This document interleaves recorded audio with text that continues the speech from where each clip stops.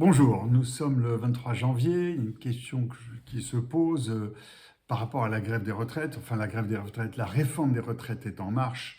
On passe au Sénat, mais le 23 janvier, la grève des retraites sont arrêtées. Enfin, les manifestations sont arrêtées pour cause de vacances des Parisiens. Bon, c'est comme ça, c'est les vacances, on arrête de faire grève.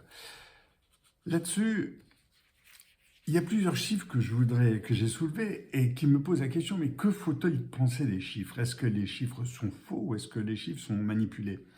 Et on ne va pas ici passer des dizaines et des dizaines de chiffres, quoique aujourd'hui j'en aurai beaucoup. Le premier chiffre sont les attentes des Français vis-à-vis des institutions pour améliorer les choses. Voilà. Donc c'est ce tableau. Et ce tableau, c'est rapidement regardé, mais il y a une chose que mettent les enfants, les citoyens en avant, les Français en avant, c'est les citoyens aident à la réponse selon vous, quels sont les acteurs suivants qui ont le pouvoir d'améliorer la vie dans laquelle nous sommes, le monde dans lequel on vit. Le premier, c'est les citoyens, le deuxième, c'est les soignants, 63%, et l'entreprise en général, 58%. Et puis on trouve les associations, les maires, les présidents, etc.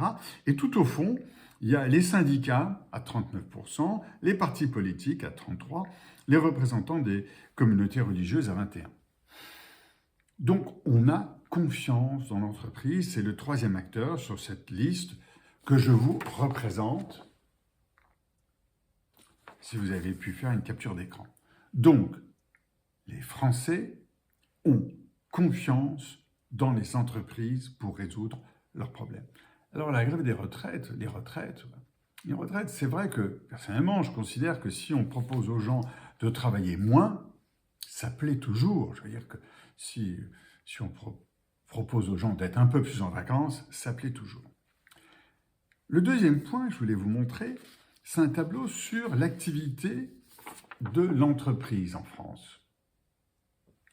Bien, en fait, donc, l'activité démarre l'année mieux que prévu en France et malgré les grèves, puisque ce tableau est daté de février 2023, malgré les grèves, le climat de l'emploi est positif, on va y revenir, et le climat des affaires est positif, il est au-dessus de cette ligne de 100 qui est basée, je ne sais plus quand, au-delà de 2005, donc il y a très longtemps.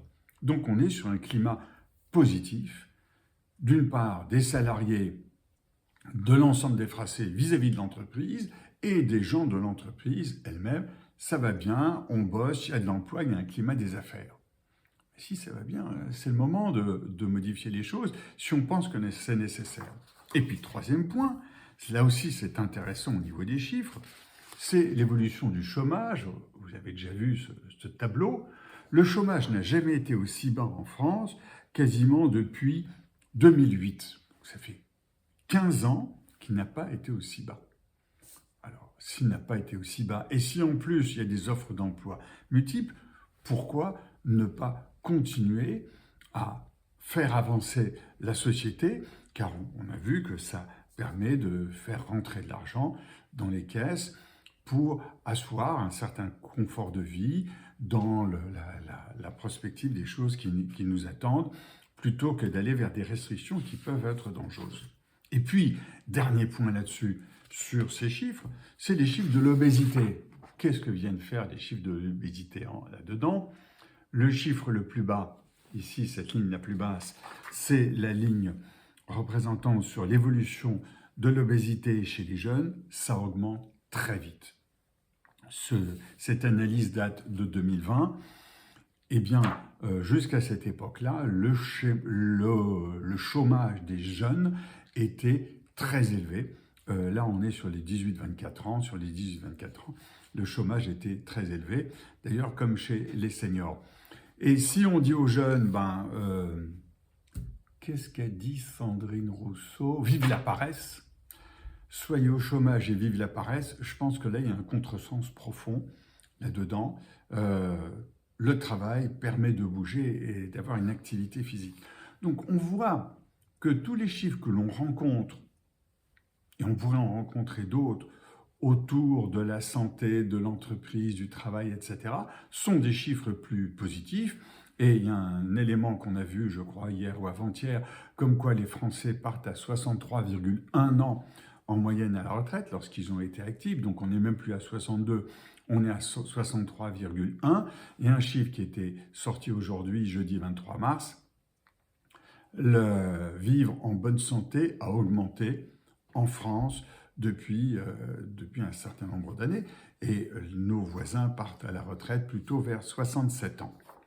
Donc, il n'y a pas de drame à voir la retraite à 64 ans.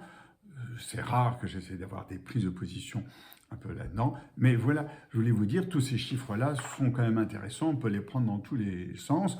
Il y en a d'autres qui circulent dans d'autres sens. Là-dessus, Twitter est une richesse extraordinaire. Mais sachons regarder les chiffres d'une source, de l'autre source.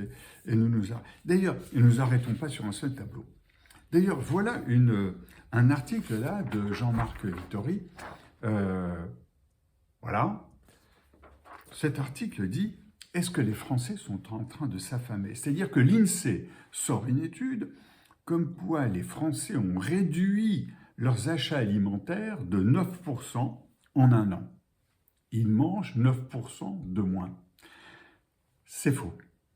Et c'est là où c'est intéressant de voir comment sont établis ces chiffres. C'est-à-dire que l'INSEE dit, eh bien, ils dépensent moins, ils ont des produits de moins de qualité, ils consomment moins de quantité.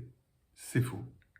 On peut manger des produits de marque distributeur, aussi bien que des produits de marque nationale, en dépensant moins d'argent, mais avec une assiette de pâtes de la même qualité pour peu qu'on sache cuire ces pâtes s'il s'agit de pâtes. Mais il s'agit d'autres choses et d'autres aliments. Et on sait qu'effectivement, la junk food est très recherchée. Et à côté de cela, les fruits et légumes français frais sont moins recherchés, ce qui fait qu'on a 50% d'importation de fruits et légumes en France. On pourrait peut-être se pencher là-dessus. Là aussi, voilà des éléments. Est-ce que ces chiffres sont vrais ou est-ce que ces chiffres sont faux? Les Français mangeraient 9% de moins. C'est faux. Et puis, dernier chiffre qui est paru hier, c'est l'évolution de Stellantis. Stellantis se hisse au sommet de l'industrie mondiale avec une marge à deux chiffres. Je crois qu'elle est de 11 ou 13%, ce qui est digne de BMW, d'Audi et des marques de la sorte. Mais si l'on regarde bien ces chiffres, en particulier dans cette partie-là du tableau, le chiffre d'affaires, le volume de vente a baissé de 6,6 millions de voitures à 5,8, donc il a baissé de 11%. Le chiffre d'affaires, lui, a augmenté de 18%. C'est-à-dire que nous sommes sur un contexte très particulier, et j'ajoute que la marge nette a monté de 26%. Nous sommes dans un contexte très particulier qui est de 2022, où si l'on achète une voiture plutôt bas de gamme, on va attendre 6 mois, 1 an, voire plus. Si on achète une voiture plutôt haut de gamme avec une marge confortable pour le constructeur, on l'aura rapidement et c'est ce qu'a vécu Stellantis. Ces chiffres sont exacts, ne nous trompons pas.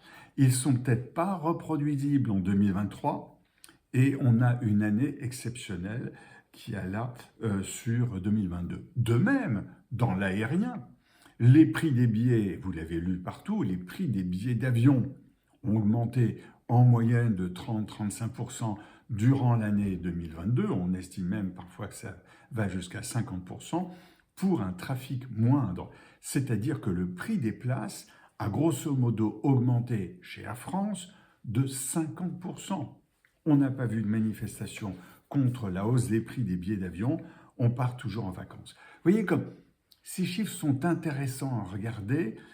C'est des chiffres dans des univers très variés.